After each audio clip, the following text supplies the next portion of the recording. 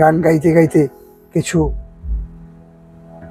এই প্রজন্মের জন্য কিছু লোকজন আমি প্রশিক্ষণ দিয়ে তৈরি করেছি, তারাও ভালো গায়, ভালো গাইতে পারে। তার মধ্যে আমি সবচেয়ে বেশি ধন্য মনে করি নিজেকে যে আমার সন্তান জাহিদ নীরব একজন সঙ্গীত পরিচালক, একজন ভালো গায়ক, ভালো সুরকার, কম্পোজার, মিউজিশিয়ান। আমি তারে দিয়ে আমি জানতে পারলাম, বুঝতে পারলাম যে আমি বোধহয় ধন্য হয়েছি। দর্শক শুভেচ্ছা সহ আমন্ত্রণ জানাচ্ছি news17.tv পর্দায়। আজ আমরা এমন একজন শিল্পীর সামনে উপস্থিত হয়েছি, মুন্সিগঞ্জের একজন কৃতি সন্তান, বাংলাদেশের টপ সঙ্গীত পরিচালকদের মধ্যে একজন সঙ্গীত পরিচালক জাহিদ নীরবের বাবা। আমরা তার সাথে তার এই সঙ্গীত জীবন নিয়ে বিস্তারিত জানবো। কেমন আছেন? আলহামদুলিল্লাহ ভালো আছি। আমরা একটু আপনার কাছ থেকে একটু জানতে চাই আপনার সঙ্গীত জীবনের সেই না বলা কথাগুলো, কিভাবে আপনি এই সঙ্গীত চর্চার সাথে নিজেকে জড়ালেন এবং কখন থেকে কিভাবে এই সঙ্গীতের চর্চায় নিজেকে জড়িয়ে নিয়েছেন। আসলে কি অনেক কথা মনে পড়ে যায়। এই জগতে অনেকদিন যাবত আমি জড়িত, যদি আমি প্রতিষ্ঠিত কোনো শিল্পী হতে পারিনি, তবু আমি সেই স্কুল জীবন থেকে যখন আমি 6-7-এ পড়ি তখন থেকেই আমার পরিবারের মধ্যে দেখতাম আমার বাবা মাঝে মাঝে বাঁশি বাজাইত, আমার মা বিয়ে হলে তাকে নিয়ে যেত গীত গাওয়ার জন্য। সুরলা কণ্ঠ ছিল আমার মার। তখন আমার একটা লোভ জাগলো, আমার একটা স্পৃহা জাগলো যে আমি কি গান গাইতে পারবো। তখনই গুনগুনাইয়া টুকিটাকি করতে করতে আমি হাঁটি হাঁটি পা পা করতে করতে গান গাইতে শুরু করলাম। ছাত্র জীবন থেকেই গান আমি অল্প অল্প করে শুরু করেছি এবং সেখান থেকে আজকে এ পর্যন্ত এসছি। স্টেজ পারফর্ম সর্বপ্রথম আপনি কিভাবে করলেন সেটা যদি। এটা একটা মজার কথা। আসলে কি আমার বাড়ি মুন্সিগঞ্জের সদরেই, তো আমি ওই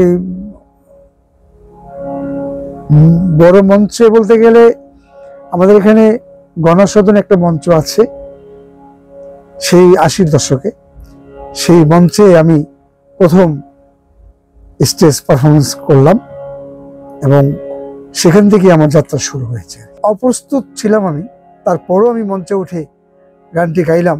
আমার সাথে তবলায় ছিলেন গৌতম মুখার্জি এবং নালে ছিলেন সুনীল মল চক্রবর্তী, এবং তখন থেকেই আমি এই গান শুরু করেছি এবং ওই মঞ্চ থেকে আমার জীবনে শুরু আর কি গান। টেলিভিশনের যাত্রা শুরু করলাম এই গানটা দিয়ে। তো এই গানটা হচ্ছে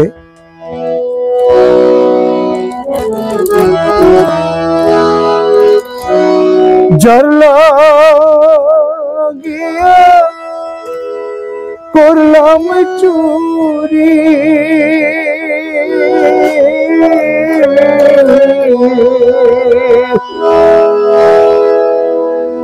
যার লাগিয়া করলাম চুরি, সে চাইলা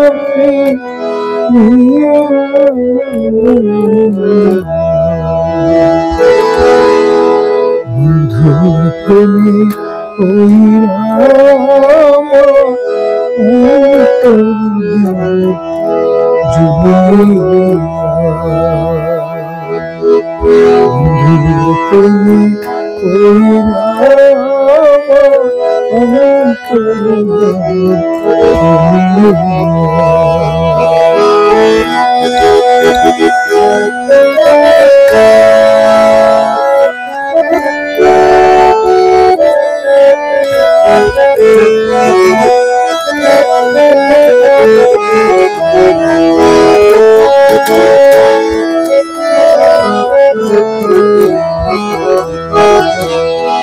মনের জ্বালা মনে বনে বনে বনে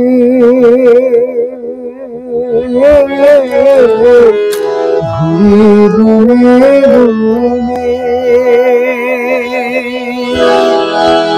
সদা মনে দাগা দিয়া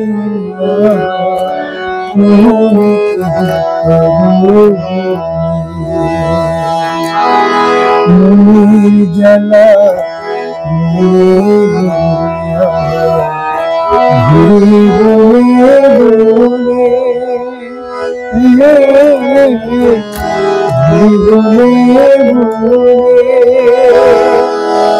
সদা মনে দাগা দিয়া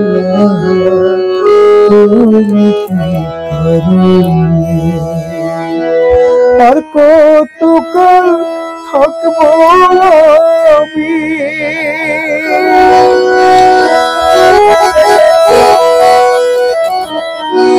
আর কতকাল থাকবো আমি তোমার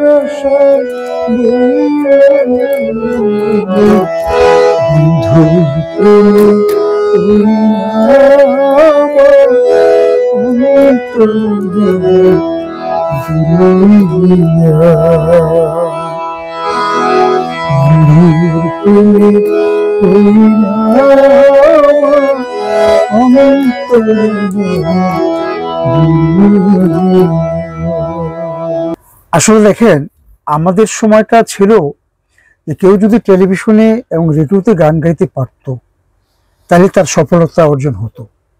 এবং আমরা যখন গান গেয়েছি, মজার বিষয় হলো আমি রেডিওতে গান গেয়েছি, আমি এটা রেকর্ডিং করে এসেছি আগে, টেলিভিশনে গান রেকর্ডিং করে এসেছি আগে। তো আমাকে দেখার জন্য 7 গ্রামের মানুষ চলে আসছে আমাকে দেখতে, যে ওই ছেলেটা রেডিওতে গান গাইরে, আয় চল একটু দেখে আসি।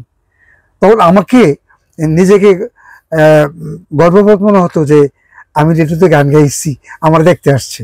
হ্যাঁ, আসলে কথাটা সেটা না, যে মানুষের যে অনুপ্রেরণা, মানুষের যে দোয়া আমাকে করেছে, আইসা আমাকে দেখে দোয়া করেছে যে বাবা তুমি গান গেয়েছো, ভাই তুমি গান করেছো, আমরা ধন্য, তোমার জন্য এই এলাকার সন্তান তুমি, তুমি কত চমৎকার করে গান গাইলা।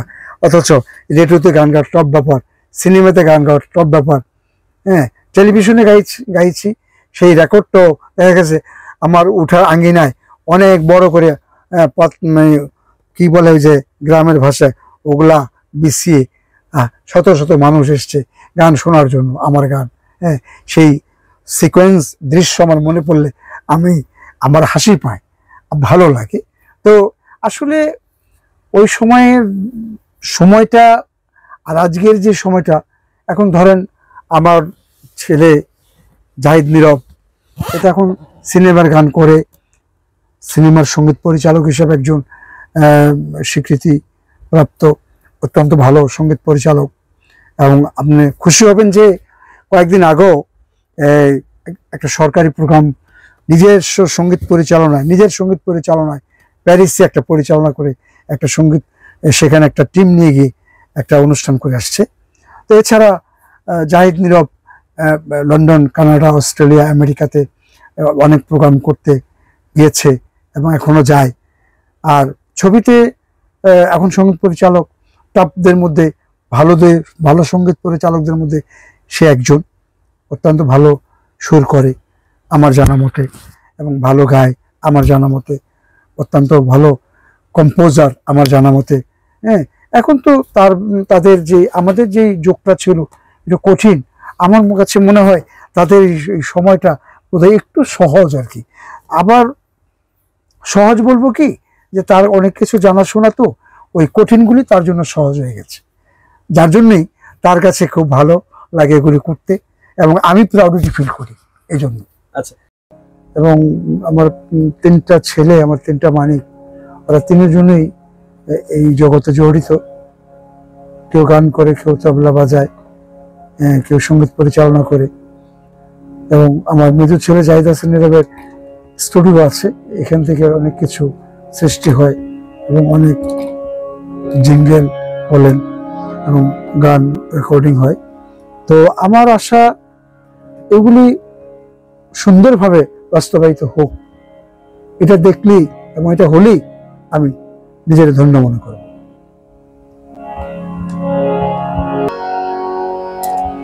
সঙ্গীতের ক্ষেত্রে মুন্সিগঞ্জের এই যে বিশাল একটি জায়গা ছিল যেখানে সঙ্গীত চর্চার জন্য প্রতিবন্ধকতা, যদি আমি আপনার কাছ থেকে জানতে চাই যে আসলে এমন কি কষ্ট রয়েছে যে কষ্ট এখনো মনে পড়ে, যে সঙ্গীত চর্চা করতে গিয়ে বাধার সম্মুখীন বা মানুষের কাছে অনেক কথা শুনতে হয়েছে, সেই বিষয়টা যদি একটু বলেন।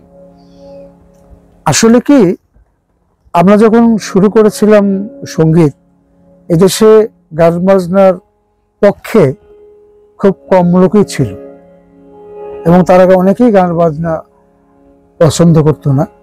তো তার মধ্যে দিয়ে আমি গান বাজনা শুরু করেছি। অনেক বাধা এসছে, আমার অনেকে দুঃখ দিয়েছে, কষ্ট দিয়েছে, ওগুলি ভুলেই, ওগুলি এড়িয়েই আমি আমার সঙ্গীত জীবন চালিয়ে গিয়েছি এবং সেগুলো আমি মনে কিছু ধরি নেই। কেন ধরি নেই? কিছু একটা দলই থাকে, তারা বলবে এবং আমি গান করব এবং এই পথে থাকবো, এই জগতে থাকবো ইনশাল্লাহ। তারা আমাকে বাধা দিয়ে কিছু করতে পারে নাই। যদি কষ্ট পেয়েছি, এটাকে আমি কষ্ট এখন ধরি না।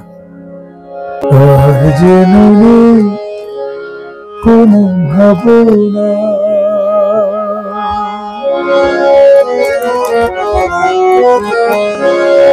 যদি অকরো কোথায় জানি আমি খুঁজে তারে আর পাবো না, কোনো ভাবনা যদি আজ কারো কোথায় জানি আমি খুঁজে তারে আর পাবো না, কোনো ভাবনা।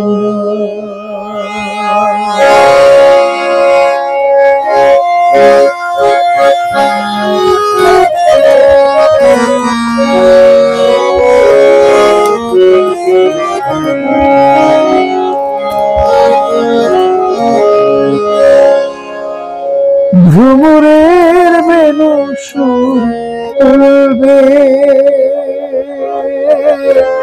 সেই সুরে মন আমার ভুলবে। ভ্রমরের বেনু সুর তুলবে, সেই সুরে মন আমার ভুলবে।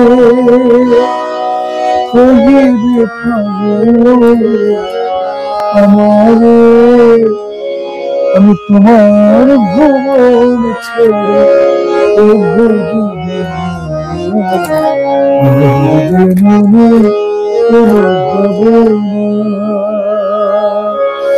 যদি কোথায় জানি আমি খুঁজে তারে আর পাবো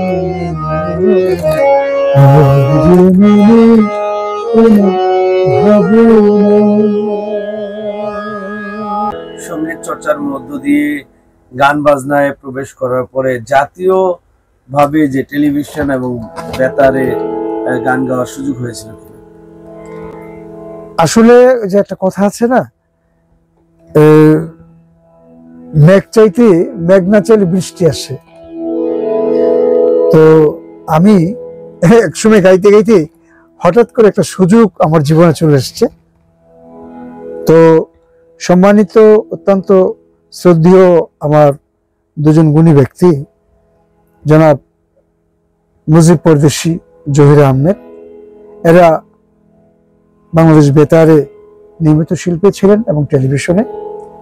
তাদের সংস্পর্শে যখন আমি গেলাম, তারা আমাকে বলল, আসো তোমাকে আমরা একটা সুযোগ দিই। আমি ওই মুজিব ভাইয়ের হাত ধরে রেডিওতে আসলাম, আইসা দেখলাম ঠিক জহির ভাই ওখানে বসা। আর আমাদের দেশে একজন এআরডি ছিলেন ডক্টর আসাদুজ্জামান সাহেব, উনি ওখানকার উদ্বোধন কর্মকর্তা ছিলেন। তো সবকিছু মিলিয়ে আমাকে 80 দশকে 84-তে একটা অডিশন দেওয়া হলো, তারা দেওয়ানোর পরে আমি পাশ করলাম। তো সেখানেই আমার আপনার রেডিওতে গান গাওয়া আমার শুরু হলো পল্লবে। তো পল্লবে গাইতে গাইতে এরপরে আমি এই নিয়মিত শিল্পী হিসাবে গান গাইতে শুরু করলাম। যে গানটাতে আমি নতুন ঢুকলাম, ডুবিয়ে দেখিতাম আমি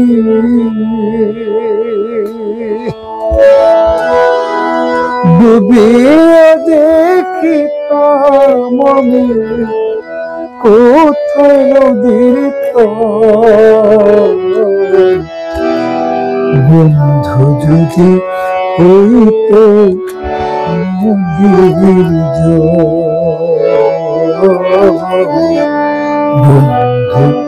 যদি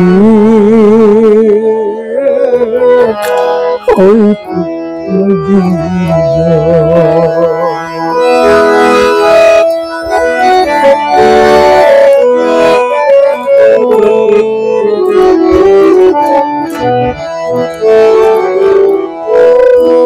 বন্ধু নদী জল হইলে সকাল দুপুর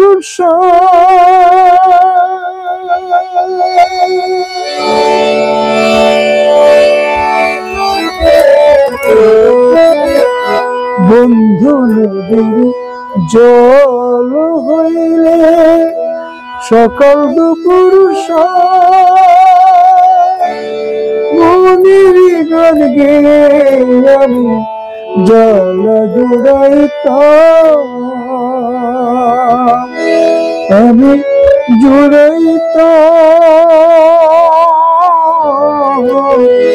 জুড়াইতাম মনির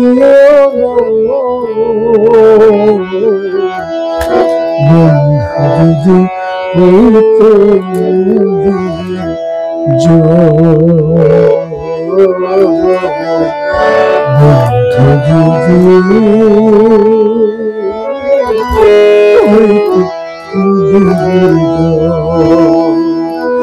ডুবিয়ে দেখিতাম আমি ডুবিয়ে দেখিতাম আমি কোথায় নদীর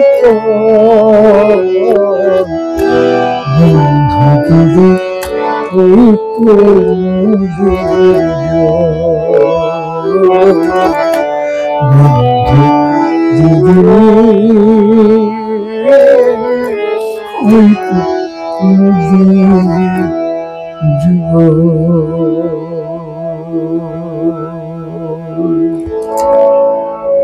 মুন্সিগঞ্জের দর্শকরাও জানতে চায় যে আসলে শিল্পী আনোয়ার হোসেন তার সঙ্গীত চর্চার প্রাপ্তি অপ্রাপ্তি বিষয়টা কি পেয়েছেন? জি, আমি আসলে মেঘ নাই চাইতে বৃষ্টি। আমি আপনাদের দোয়ায় সঙ্গীত জীবনে অনেক কিছু পেয়েছি। তার মধ্যে ধরেন আমি গান গাইতে গাইতে কিছু এই প্রজন্মের জন্য কিছু লোকজন আমি প্রশিক্ষণ দিয়ে তৈরি করেছি, তারাও ভালো গায়, ভালো গাইতে পারে। তার মধ্যে আমি সবচেয়ে বেশি ধন্য মনে করি নিজেকে যে আমার সন্তান জাহিদ নীরব একজন সঙ্গীত পরিচালক, একজন ভালো গায়ক, ভালো সুরকার, কম্পোজার, মিউজিশিয়ান। আমি তারে দিয়ে আমি জানতে পারলাম, বুঝতে পারলাম যে আমি বোধহয় ধন্য হয়েছি, যে আমার প্রশিক্ষণ বোধহয় বিফলে যায় নাই, আমার সঙ্গীত বিফলে যায় নাই। এখানে আমি অনেক কিছু পেয়েছি তার মাধ্যমে। এবং সে বর্তমানে রানিং অবস্থায় আছে এবং ভালো সুর করছে, ভালো গাইছে, এবং তার নিজস্ব একটা স্টুডিও আছে। এখানে বড় বড় শিল্পীরা আসে এবং তার সঙ্গীত পরিচালনায় অনেক অনুষ্ঠান, অনেক গান রেকর্ডিং হয় এবং সে দেশে এবং দেশের বাইরেও সে গান করে। আমরা জানি যে অনেক সময় সঙ্গীত শিল্পী যারা রয়েছেন তারা অনেক কষ্টে তাদের জীবন যাপন করে থাকেন।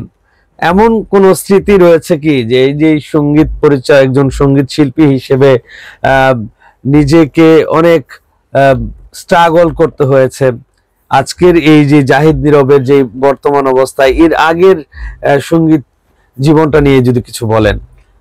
আসলে দেখেন, প্রত্যেকটা কাজেই কষ্টের, প্রত্যেকটা কাজেই পরিশ্রমের, শুধু সঙ্গীত বলতে না। তবে আগে নিজেকে ঠিক রাখতে হবে, কন্ট্রোলে রাখতে হবে নিজেকে। আপনি গান করেন, আপনি ব্যবসা করেন, আপনি লেখাপড়া করেন, আপনি চাকরি করেন, সবকিছু আগে মূলত নিজেকে আপনাকে ঠিক রাখতে হবে। তবে হ্যাঁ, আমি যখন গান বাজনা শুরু করেছি ওই সময় গান বাজনার প্রচলনটা এত ছিল না বিধায় অনেক বাধা বিপত্তি এসছে আমার। এই বাধা এড়িয়ে আমি সঙ্গীত জীবন চালিয়ে গিয়েছি। আমাকে কেউ বাধা দিয়ে রাখতে পারেনি। যদি আমি কষ্ট পেয়েছি, আমি সেটা কষ্ট মনে করি না এবং কষ্ট ধরেও রাখি না। আমি এখন সফলতার দ্বারে পৌঁছেছি অনেকটা, যার জন্যই আমার কাছে ভালো লাগে যে সেই দিনের সেই স্মৃতি। কত লোক আমাকে কত উচ্চবাচ্য কথা বলেছে, কটূক্তি করেছে, কত ধরনের ব্যঙ্গ করেছে আমাকে নিয়ে। আমি সেগুলো ধরে নেই যে তারাই এসে আবার আমার কাছে আত্মসমর্পণ করে গান শিখতে এসছে এবং তারা এসে আমার কাছে সারেন্ডার করে বসছে যে ভাই সরি, ভুল হয়ে গেছে আমাদের। তবে আমি এখন ধন্য যে এখন আমার আল্লাহর কাছে চাওয়া পাওয়া যে এরা যাদেরকে আমি তৈরি করেছি বা আমার মাধ্যমে তৈরি হয়েছে তারা ভালো করুক, নিজেকে আগে ঠিক রাখুক, এই জগৎটাকে ঠিক রাখুক। এবং এই জগতে এসে যারা নিজেকে ঠিক রাখতে পারে তাদের বোধহয় বেশি কষ্ট হয় না, আমি মনে করি। দর্শক, আমরা এতক্ষণ শুনলাম সঙ্গীত শিল্পী, গীতিকার, সুরকার, কণ্ঠশিল্পী আনোয়ার হোসেনের কাছ থেকে তার এই সঙ্গীত জীবনের পথ চলা নিয়ে। একজন সঙ্গীত শিল্পী হয়ে শিল্পী গড়ার কারিগর হিসেবে তিনি কাজ করে গেছেন। তার মাধ্যমেই সৃষ্টি হয়েছে অনেক শিল্পী, যার মধ্যে একজন আকাশের তারার মতো জ্বলজ্বল করে জ্বলছে তার নিজ সন্তান। এভাবে প্রতিটি মানুষ তার জীবনে বয়ে আনুক সুখ সমৃদ্ধি এবং শিল্পী গড়ার কারিগর হয়ে উঠুক। বিদায় নিচ্ছি। মোহাম্মদ জাহাঙ্গীর আলম, news7.tv।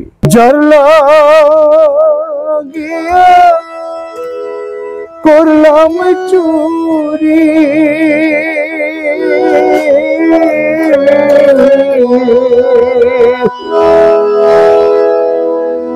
যার লাগিয়া করলাম চুরি, সে চাইলা